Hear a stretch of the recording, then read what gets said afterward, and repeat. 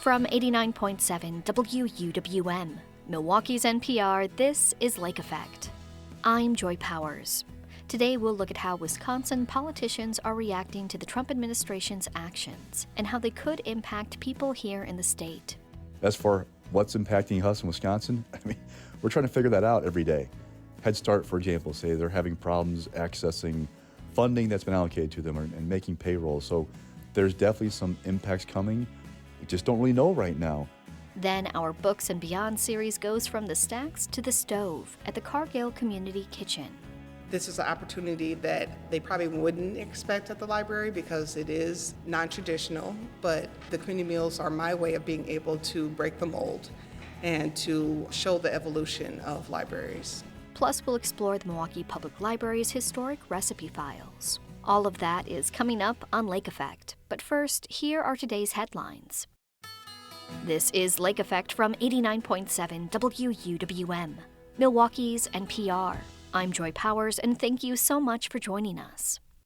We'll start today with Capitol Notes. The whirlwind of orders coming out of the new presidential administration is going to have an impact here in Wisconsin. Here's WUWM's Maayan Silver, breaking that down with J.R. Ross from WisPolitics. This is Capitol Notes from Milwaukee's NPR. I'm Maayan Silver. Today we ask J.R. Ross about both Washington and Madison. Ross is editor of WisPolitics.com. Welcome, J.R. Thanks for being here. No, thanks for having me. All right, so during his first 2 weeks in office, Republican President Donald Trump has fired federal prosecutors and agency watchdogs across the government. He offered government employees payouts to resign, threatening mass layoffs if they didn't. He tried to freeze trillions of dollars of federal grants and loans. Almost all USAID staff are being placed on leave, and the FBI and Education Department are also on the chopping block. Elon Musk, who hasn't been elected, has nearly unfettered access to the Treasury Department's payment system, which disperses trillions in payments each year, including Social Security checks and federal salaries. Wow, that was a mouthful. What are your takeaways in watching this unfold, JR? And do you know at this point the main ways this could be affecting people in Wisconsin? Well, on the first question, talking to people, it's been kind of like the Trump trademark of like shock and awe, like flood the zone with so many things going on. There's just so much coming out of D.C. that it makes it hard for Democrats to find their footing to respond. When there was the order that kind of seemed to freeze, at least temporarily, payments for domestic programs, Democrats found their feet for a little bit and had like some solid ground to push back. It's been interesting to watch the reaction to the freeze, for example, on U.S. aid, which, I'm not going to debate the policy was good or bad, but if you look at the election last fall, people, generally speaking, they wanted change. They did not want to keep sending money overseas. They want to focus on the United States. That was the choice they made, and you're seeing it a little bit more difficult for Democrats to kind of find their footing, pushing back on that stuff. Not saying there isn't something valuable there to push back upon, but it's a different dynamic. And what I'm getting at is that if it's stuff that hurts people in this country, Democrats seem to have a better shot at getting the public to buy in and be concerned. When it's something going overseas, it's not nearly as clean a message for them. As for what's impacting us in Wisconsin, we're trying to figure that out every day. It's been interesting, you see Head Start, for example, say they're having problems accessing funding that's been allocated to them and making payroll. So there's definitely some impacts coming. We see UW-Madison, for example, trying to navigate what's this mean for research projects? How should we going forward? We just don't really know right now. Oh, by the way, will there be more coming down the pipe because there's a budget that's due from Governor Evers in next week. The 18th, he's supposed to release it. Could that be impacted? We don't know. We just don't. That's the bottom. We just don't know for sure what this all means. It could take a while for the dust to settle. And you mentioned Democratic Attorney General Josh Call's joining in out of a lawsuit to pause the federal funding freeze. What's the latest on that, and how else are people in Wisconsin pushing back? Well, we've seen a couple of pauses. One from the multi-state effort that Call joined. There's another in another federal court. We're seeing various lawsuits filed. There was a protest in Madison last week, just starting to kind of get its legs. What I'm kind of watching in my conversation with people is, if you go back to early years of the Obama administration, right? Obama won this big election, pushed some big changes to deal with the economy at the time and the Affordable Care Act. And you saw this kind of groundswell begin that at first seemed not very big, but it built over that first year of the the Obama administration and became the Tea Party movement. Will we see Democrats get organized, get off the mat after, pretty crushing defeat in November and start to push back in an effective way? Talking to people on the Capitol, they will tell you that Democrats were definitely depressed in November after their loss. And their wonder was, what will get them back into kind of like be motivated to get engaged? Well, Donald Trump has unique effect on Democrats, unique motivator when it comes to Democrats. And so they're watching, do these policies serve to kind of get people going in? And two, there's just so much going on. Is it so much chaos that just kind of gets people like overwhelmed with what's coming out of Washington, D.C. and makes it harder to get motivated? So, one of the other things the Trump administration is trying to do is scrub DEI from the government. He ordered that each federal agency must get rid of that, and environmental justice offices. Major corporations which signed on to DEI efforts are just as quickly dismantling those programs. Can you remind us of what's happened related to DEI in recent years in Wisconsin, and where do you think the battle over DEI will continue to play out here? The most obvious thing is with the universities of Wisconsin. It's been a year or so where Robin Vos, the Assembly Speaker, struck a deal with UW leaders to freeze the number of DEI positions in the system, to reassign them, some of them to other jobs. And in return, he agreed to allow pay raises to take effect for UW employees. Well, don't forget, Robin Vos and Republican lawmakers in general asked the Legislative Audit Bureau, which is the nonpartisan kind of audit arm of the legislature, to do a review of DEI across state government. That review is going to be out any day now. We're watching for that.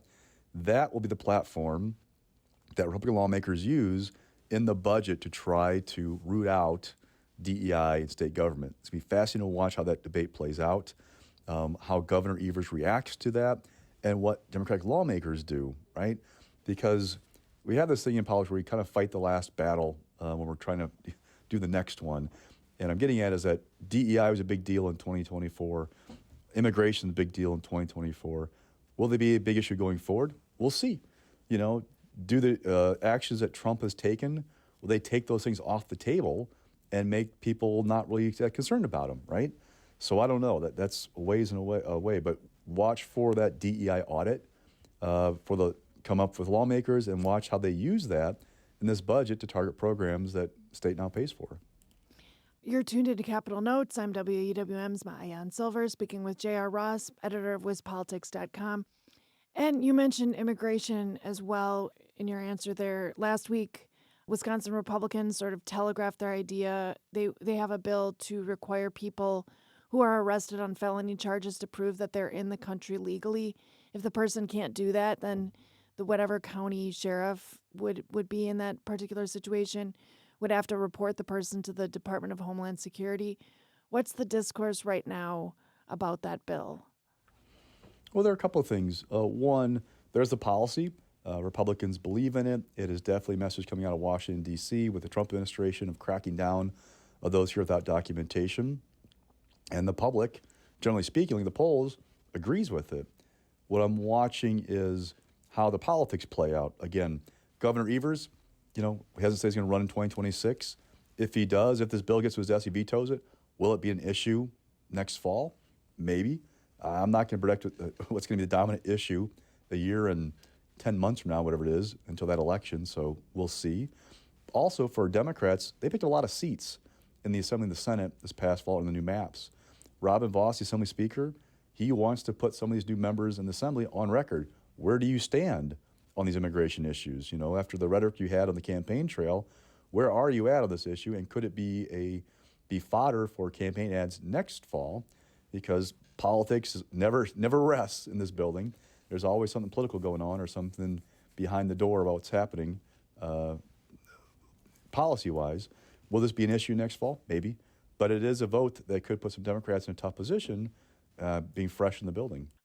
There's support for policies that allow undocumented people to work here and live here if they don't have criminal records. I was looking for the Marquette poll that says that. The way you ask those polling questions can really influence how the numbers. I've seen all kinds of gaps or ranges of poll results when it comes to asking the question, depending how you ask it, right? And so there is, though, if you look at some polls, there is support to have deportations of people who aren't here legally. So again, depends how you ask it, but I'm not getting the impression from my conversations so far that there are many people who think that Trump and the administration targeting people who are accused of crimes, who have a criminal history, that there's going to be a blowback for trying to target those folks and have them removed from the country. The question becomes, if you move to a true mass deportation system, like anybody here without documentation, and you start having massive roundups, tens or hundreds of thousands of people, then what happens? That's kind of like a ways away possibly, but we haven't quite got there yet to see how that might play out in the public eye. I think what I found it was in the Marquette poll. It was that 60% of registered voters oppose deporting immigrants in the U.S. illegally who have jobs and no criminal record. Yeah. So again, if you ask that with the jobs and no criminal record, you'll get a different response than other ones. So it depends. Again, I think the bigger picture right now is the focus has been on those who have some kind of a criminal record or accused of something. If that's the focus, I don't get the impression from my conversations that people think that there'll be any real blowback for Donald Trump for having that kind of a target. Well, and one of the things you mentioned or sort of alluded to is that Democratic Governor Tony Evers is almost certainly likely to veto any Republican immigration bill that's coming up, and whether this tees up immigration to be a big talking point in 2026 is what you were saying you're not sure of. But there's also more to this bill. Republicans want county sheriffs to hold people on ICE detainers, so people who are on immigration warrants that assert that someone's violated immigration law, not necessarily criminal law. They're not arrested on criminal law. Currently, Dane and Milwaukee County Sheriff's Departments don't do that and hold people on ICE detainers. What can you tell us about this? Do you know anything about that aspect? Sure. And that's part of the reason why there's a provision in that bill now. There's a similar bill introduced last session. This one includes a penalty that you would lose 15% of your shared revenue, which is state aid, if you don't comply. One thing I'm watching with this entire thing is what's happening at the federal level. The Trump administration, I believe, filed a lawsuit late last week against Chicago and the state of Illinois over some of their policies in place, saying that they are basically an impediment to what's going on with cracking on immigration. What happens there? That lawsuit could set the stage for how far-reaching the Trump administration can go with some stuff, go to the court, sign off on it. That could be really impact this whole debate going forward. Well, thanks for the insights, JR, and thanks for joining me on Capitol Notes. Anytime.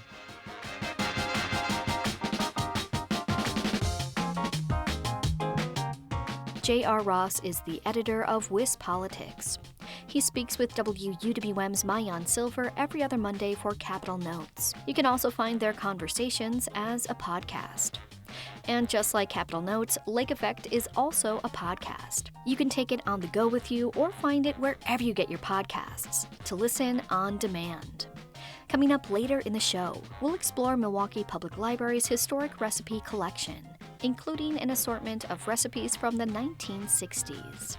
So many with gelatin. I think that along with the mayo, it's kind of like, okay, what were we doing with gelatin at this time? Lots of meats in Jell-O and things like that. So blast from the past for sure. But first, we'll look at the new book, Valiant Vel, all about the life of Milwaukee's own Vel Phillips. That's coming up next on Lake Effect on 89.7 WUWM, Milwaukee's NPR.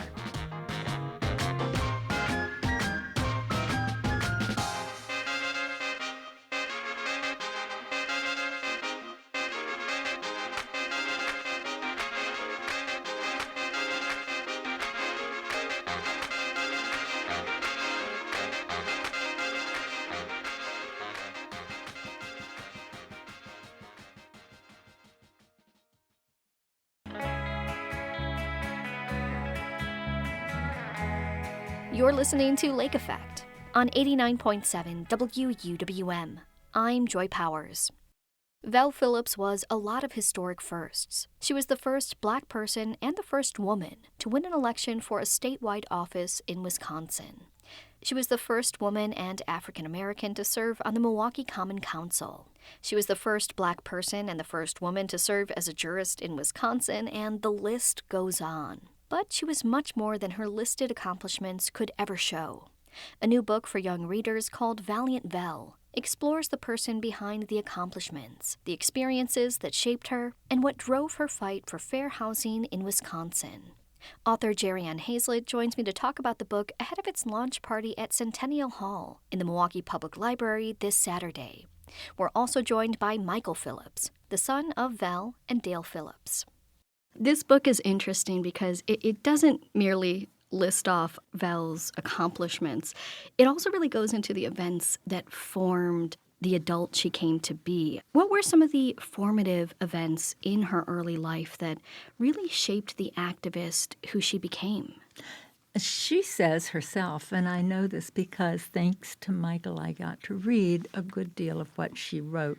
She had an unpublished, unfinished autobiography that was very insightful. And she states in the prologue to that, when she was in high school, she experienced the first really overt, unmistakable act of racial discrimination against her. And that really set her for her life to recognize it and what to do about it and not to cave into it. And she was such a strong person. And as one of her acquaintances later in life said, she was so petite and dainty, polite, courteous, and he said she was an iron fist and a velvet glove. And I think that really describes her quite well. One of the things that I know that formed her early sense of herself was an oratory contest that she engaged in back when she was in high school. And that's one of the things that Jerry Ann wrote about so well, Jerry Ann. I just have to thank you for going ahead and authoring this piece. She was told by the teacher who was running this particular contest that there were 4 different speeches she could give. They had different categories, and none of those categories really fit for her. And even after she chose one, she was directed to the humorous category. And there's nothing, my mom didn't want it. She wasn't a comedian. She certainly wasn't a dancing doll, and it just wasn't right for her. So she wrote her own and then was barred from the competition. She went to a teacher that really liked her and explained, and this teacher then went to the principal, and there was a big kerfuffle about the whole thing. And anyway, my mom took her speech and with her proctor that didn't like her, and the teacher who did went to the principal, and the principal said, "Read it to me." And she read it, he liked it, and said, "Well, we'll allow her to give this speech outside of the categories that you've set for the rest of these students, and we'll see." It got around school, and there was this sort of a groundswell of support for her among the student body. But my aunt, who was her older sister, was trying to guide her away from that. My grandparents got involved. My grandmother kind of ran the show, and she said, if Elle can do this, we're going to support her. She gave her speech. The student body loved it to the point that they were stomping, apparently. She won the competition, and then she won the statewide, and then she won the national competition with that particular speech that she gave. So it was with that speech she went to Howard University. She won a scholarship, 4-year scholarship to university of her choice. It seems like in so many ways, your mother's life was defined both by her accomplishments, but also the struggles caused by both her race and her gender. As she progressed through high school, college, and then later into her career, what were some of the obstacles that she had to overcome in order to get where she wanted to be and where she needed to be? Oh, boy. Okay, well, she started in law school. My mother and father went to the University of Wisconsin Law School, and they were housed at a place nearby the residents simply said, we don't want any black people. And they were all students, right? We don't want any black people here. So they were forced to move out. This is 1940, just after the war. When they finally did graduate and they'd moved to Milwaukee, they opened the first African-American law office. Part of the migration coming up from the South, the southern diaspora of black folks north into the industrial areas. Milwaukee was considered the hammer and anvil of the United States back then. It was a great place to work in a blue-collar way, and there was an expansion of black residents in the inner city such that it opened another aldermanic district. And my parents were like black lawyers, right? Young black lawyers. They were sort of at the heart of what we're going to do with this new aldermanic district. And there were people who were saying that my father should run. My father was like, no, I don't want to be a politician. It's not what I do. But Val, maybe you should run. And my mom, she liked the idea. So she did. She ran. One of the things my mother has said, and I'll never forget her saying it, is it was tougher for her to be a woman in politics than it was to be black. And so they hid the fact that she was a woman. They didn't have her picture on any of her campaign literature, and she changed her name legally to Vel from Velvelia. So she won. And there were plenty of people who were surprised that she was a black woman. But once she got in, she kind of had a Robert Kennedy kind of a moment.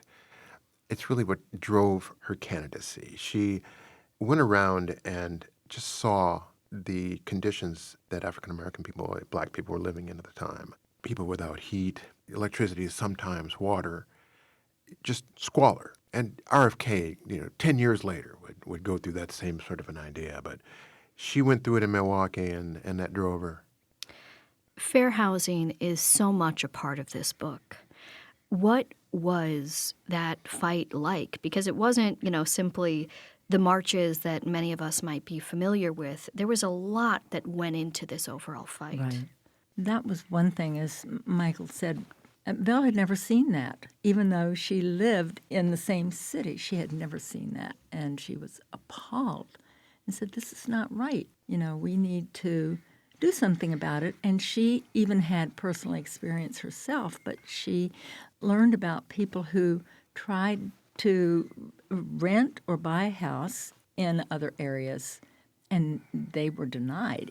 She began a campaign for open housing or fair housing in the city of Milwaukee. And the fair housing initiative that she was sponsoring, it took her a total of 6 years. She first introduced her ordinance in 1962. Took her a long time to research the laws, ordinances elsewhere, the federal government's position. So after several years of being an alderman, she introduced her ordinance. And, of course, it was voted down. It was 18-1. And she introduced it several times. So after that first introduction in 1962, she would bring it back, reintroduce it with some amendments, some change, some revision. And as I say, she did that for 5 years. She was not getting much traction outside, much public support outside of the council. It really was not getting public attention. And she got a call from a Catholic priest who asked to meet with her. And that really turned the tide. Father Grappi is seen as the leader. He's the one who made the difference. He became the face of what really did catch public attention, and that was marching, protest marches.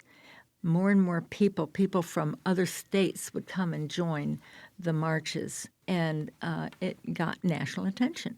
That really seemed to make the difference, and that began in August of 1967, and a fair housing ordinance finally passed in April of 1968. So after 6 times, she did introduce it again, and that one didn't pass, but the council had changed somewhat, and there was a different, this is giving the city of Milwaukee a really black eye, a really bad image to have all of these people out here marching and protesting, and all they want is to be able to live where they can afford to live in the city. So that was kind of the journey and the big turning point.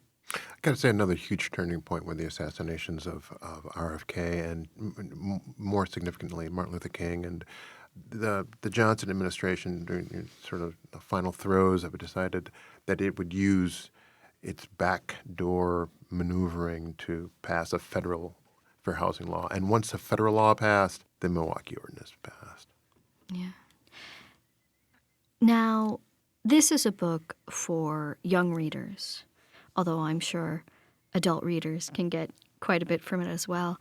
And one of the things I find interesting about it is it really does speak to not just the accomplishment of Val Phillips' life, but also her humanity, how she behaved inside of these situations, what they meant to her. Why was it important for you in writing this to really explore her humanity? That's who she was, and I wanted to write a book about who she was. You can read newspaper clippings and learn all about what she did, but what drove her? And I think a lot of it was instilled by this matriarch, her mother. She had very strong principles. They were very strongly instilled principles, and that's what Val lived by. Now, as you think about Valiant Val, this book, and, the readers out there, what do you hope they take away from this? I hope they will take away a knowledge of this astounding woman. And there are ways to be persistent. There's a way to sort of fight the system. And she showed a very effective way to fight the system. But it didn't happen overnight. It took years and took a lot of support from areas that she had no idea were there to help her. You may feel beaten, you may feel no one cares, but look for doors to open. Look for doors that are already open. Don't say no. Be open to possibilities. And she never rested on her laurels either. She had an accomplishment, and she didn't sit back and say, well, done that, okay, time to take a nap. No. Understand the times you live in and recognize the opportunities that present themselves for coupling with others of a like mind that you can work with and make change happen at the grassroots level. She was so much about that. I believe deeply that we can forestall some of the sort of the very worst of it by working together, getting together with people in the community that you meet. There are so many doors, there are so many windows, there are so many cracks available to reach and connect with folks. That's what we have to do. Yeah. Well, Michael, Jerry-Ann, thank you both so much for joining us here on Lake Effect. Thanks for having us. What a great opportunity. I'm thrilled.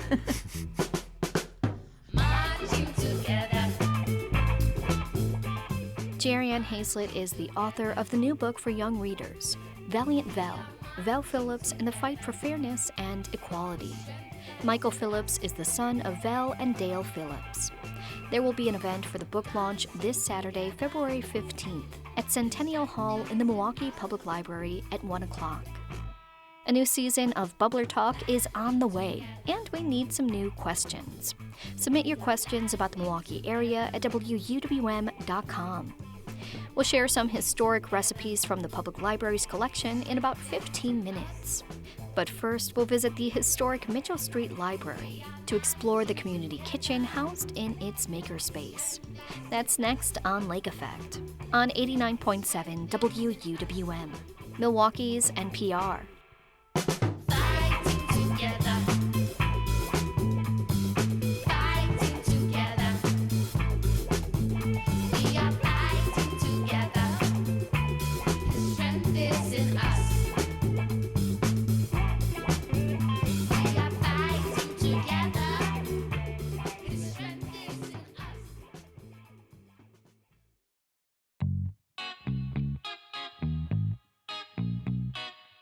This is Lake Effect on 89.7 WUWM. I'm Joy Powers. The library is more than just books, and our series with the Milwaukee Public Library, Books and Beyond, showcases just that. We share resources, book recommendations, and some cool stuff you might not know about. Today, we're visiting the Cargill Community Kitchen in the makerspace of the Mitchell Street branch of the Milwaukee Public Library. It's run by Sherry Agee, who's been in the food service industry for over 20 years. To learn more about the kitchen and the programming offered for the community, Lake Effect's Audrey Nowakowski met with Agee in the makerspace. Before we get into the space we're in right now, I want to know where your passion for food and cooking comes from. Primarily from my childhood, so stemming from my mother and my older sister preparing meals for the family growing up, and just wanting to essentially be under their wing and learn how they were able to transform these ingredients to family meals that just became, custom in our home. But that sparked my passion for creativity, and then also wanting to serve. So that was, I would say, the birth of my culinary journey. Well, and it's important to have family that are supportive and welcoming in the kitchen, right? It's easy to get overwhelmed and be like, kids out of the kitchen, But how do you think that openness fostered that to begin with, and the importance of inviting people in to these spaces and also learning new skills? It's the environment of a free space, and where people feel safe to, one, be themselves and just have the courage to try new things, whether it's a new ingredient or learning about a new concept of food, a new technique on how to transform food. That environment is something that I felt at home, and I wanted to transcend that in the library space. So before you came to the library, I'm curious about your own history in the culinary arts before you took the position of kitchen consultant here. So can you share some more of your food background that you made a career of? Sure. So I started my culinary education at a junior college in Illinois in the food service management program, and then transferred to MATC's culinary arts program. And since then have been continuing my education with different certifications. ServSafe is a food safety program that I have became certified in, but also now in a position to teach as an instructor. So very excited about that, making individuals who also want to pursue a career in the food service industry to be better equipped. And then just a whole plethora of experience from mom and pop restaurants, the health industry, hospitals, assisted living centers, the travel sector. I've worked at General Mitchell with one of the top food service providers, and then my own catering business. Yeah, certainly a wealth of experience. And you joined MPL in the spring of 2022, and a major part of your initial work was rebuilding the library's culinary program after the pandemic, right? Which was a huge shift and challenge for many of us and all the jobs we do. So what were some of the main challenges or action items that stand out to you looking back at your first period of time starting here? I would say just opening the door of people getting to know who I was. I was new to patrons, and the previous consultants, they already had established that culture with them and relationship with them. So me coming on board, just establishing the rapport with patrons, and then again, the environment that I wanted to create in our makerspace to just foster that sense of community and rebuilding what was lost or certainly diminished during the pandemic. It's just really just restructuring that and making people feel welcome and safe and being able to just reconnect. Yeah, that's so important. You mentioned the makerspace, which is where we're sitting in right now at the Cargill Kitchen. Can you share more about the background of this kitchen and what it's named after? So the Cargill Community Kitchen is made possible by the Cargill Company. So they had partnered with Milwaukee Public Library by way of creating this magnificent space to provide food programming. We are the one and only branch in the library, Milwaukee Public Library network, to offer food programming on this level because it is a full-scale community kitchen. The output of what has been created through different avenues of weekly series of food programming and what we call special events, like our community meals, all are made possible by way of the community kitchen.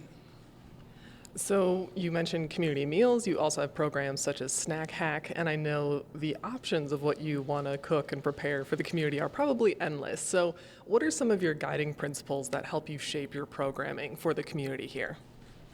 I do want to explore food options that, from my experience, most people may not have tried, because this might be the first experience for them right here at the library. So some common items I will add in the mix in terms of the menu that is supporting the Snack Hack curriculum. But I do want to continue adding those new experiences as well. So different ingredients that might be oddball to most of the patrons, I definitely want to expose them to learning that new piece that they can take home as a addition to their culinary awareness. You mentioned an ingredient or a meal you might introduce may be someone's first exposure to that. So what are, say, some recipes, for example, that you help to share with people to kind of give them that introductory lesson, but also a recipe that's not too complicated that it scares them away or intimidates them from a kitchen experience?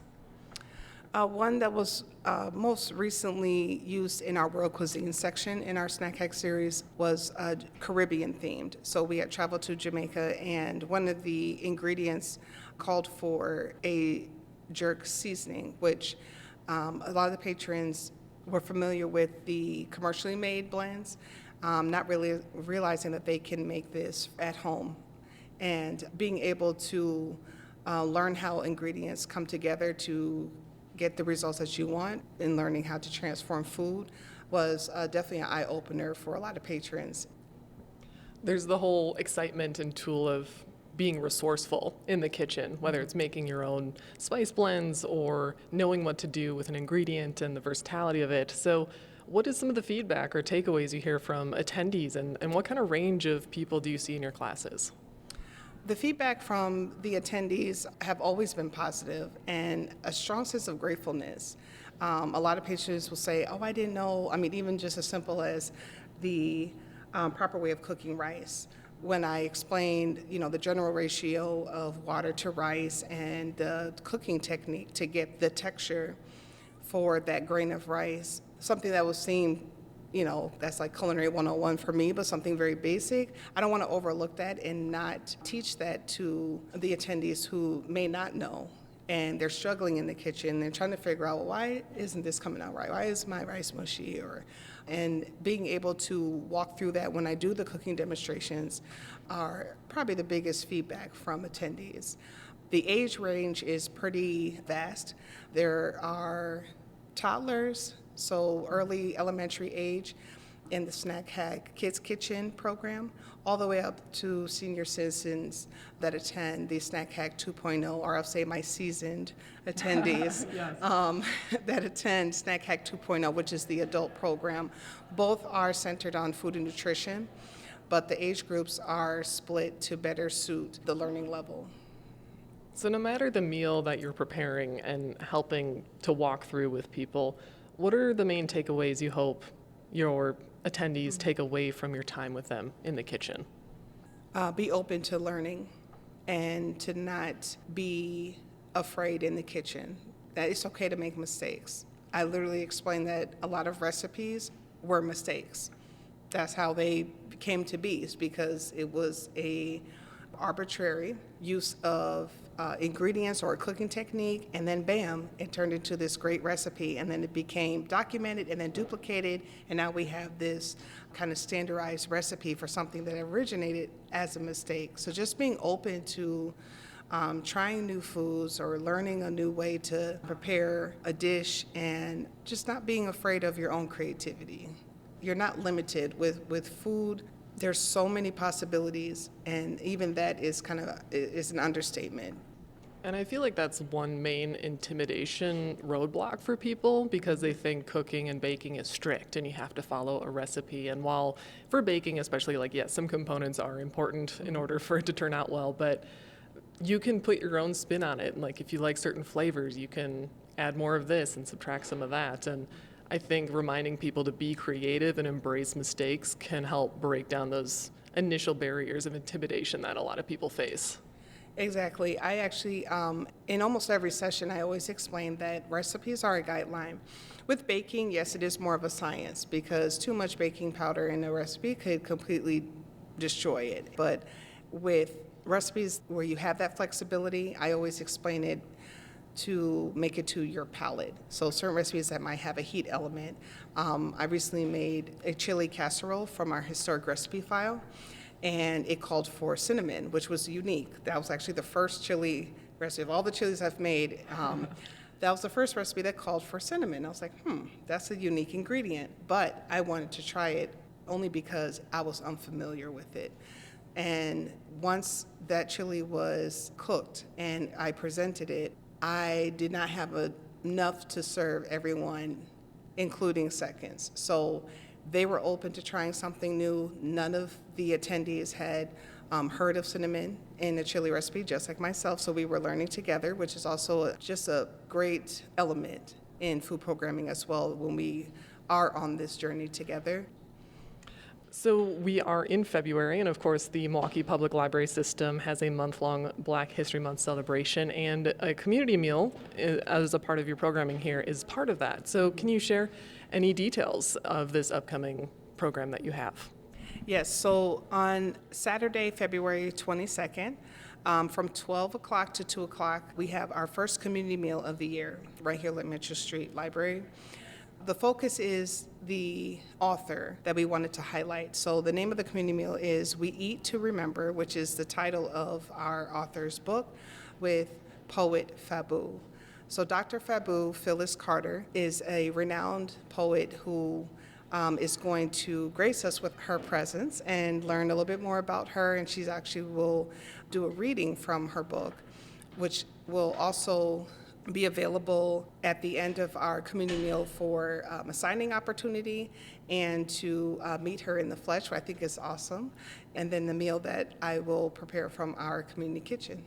I love the creativity of that, and also bringing poetry and cooking together. And I imagine it's a fun change of pace for you too. So what are some of your favorite parts of this job and some of the new challenges you get to meet with each meal?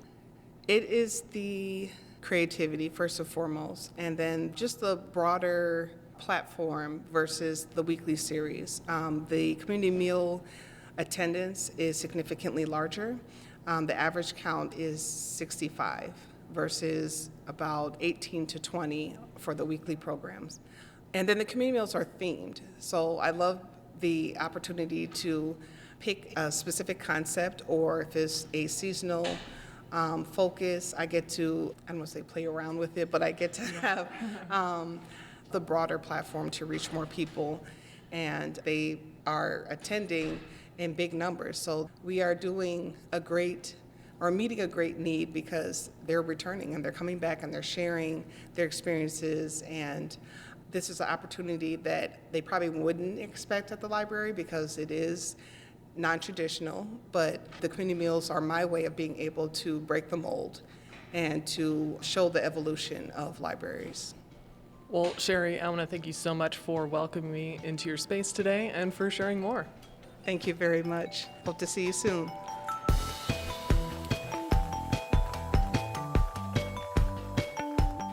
Sherry A.G. is the Cargill Community Kitchen consultant at the Milwaukee Public Library Mitchell Street branch. She spoke with Lake Effect's Audrey Nowakowski. The next community meal, called We Eat to Remember, will be held on February 22nd in honor of Black History Month.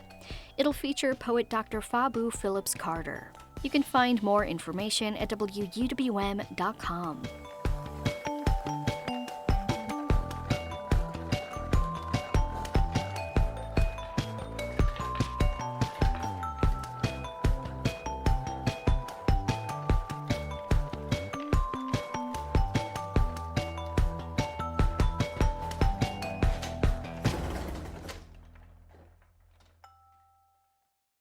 Whether you're cooking at the Cargill Community Kitchen or looking to prepare something at home, you may need to follow a recipe.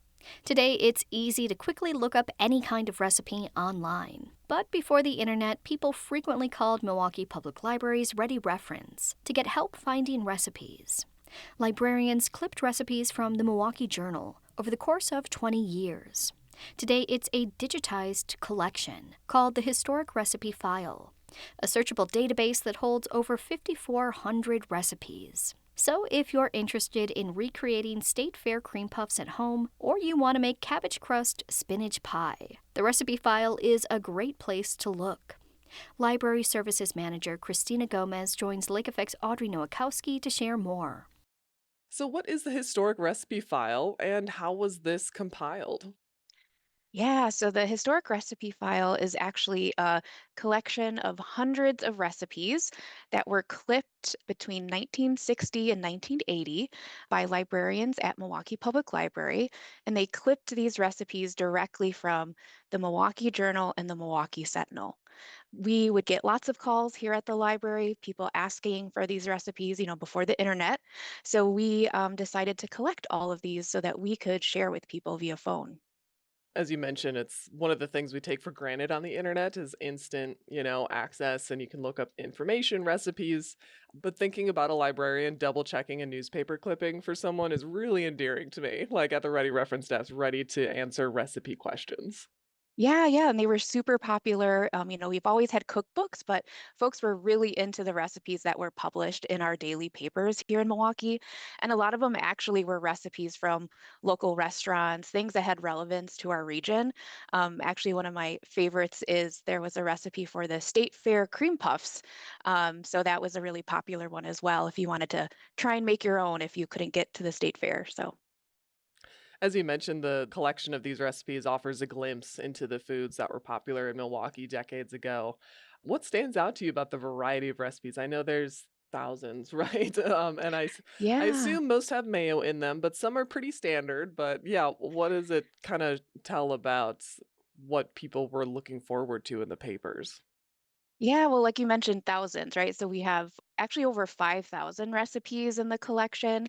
What stands out to me is the wide range of international options. I think that surprised me a bit, to be honest.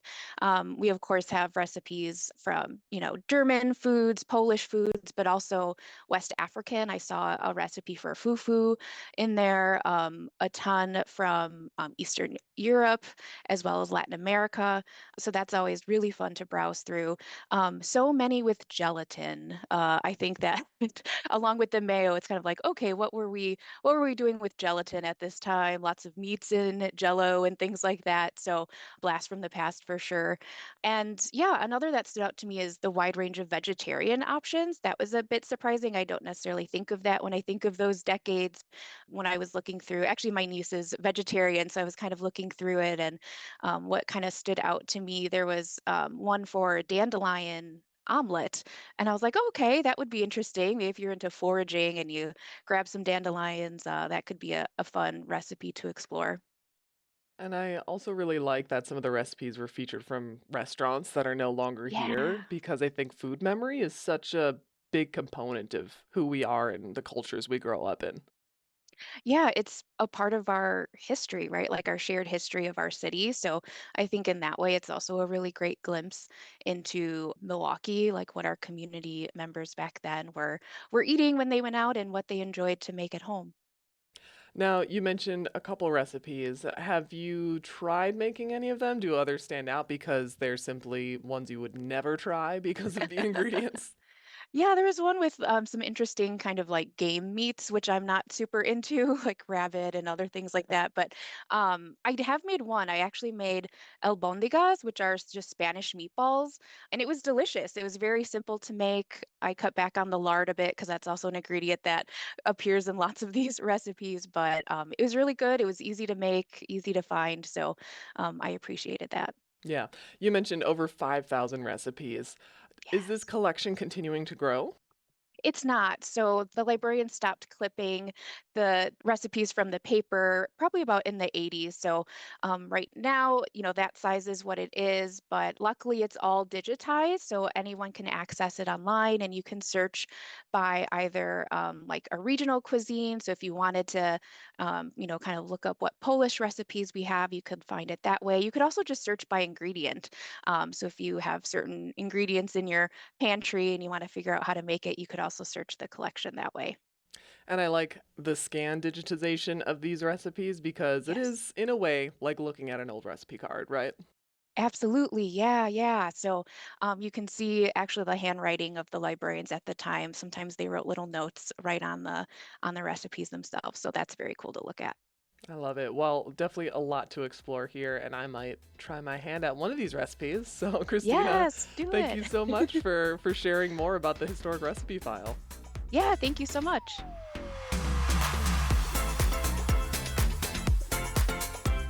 Christina Gomez is the Library Services Manager at Milwaukee Public Library. She joined Lake Effect's Audrey Nowakowski to talk about the historic recipe collection. At WUWM.com, you can find a link to the recipe collection and explore our past Books and Beyond conversations. And that wraps up today's show. Thank you so much for being here with us. I'm Joy Powers. If you missed any of Lake Effect this week, you can find all of our conversations at WUWM.com. If you'd like to take the show on the go, you can download the Lake Effect podcast wherever you get your podcasts. Tomorrow on Lake Effect, we'll look at Milwaukee Film's Black History Month programming. Plus, we'll hear from a UW professor who collaborated with Bad Bunny on his latest album. Thank you so much for joining us right here on listener-supported 89.7 WUWM, Milwaukee's NPR.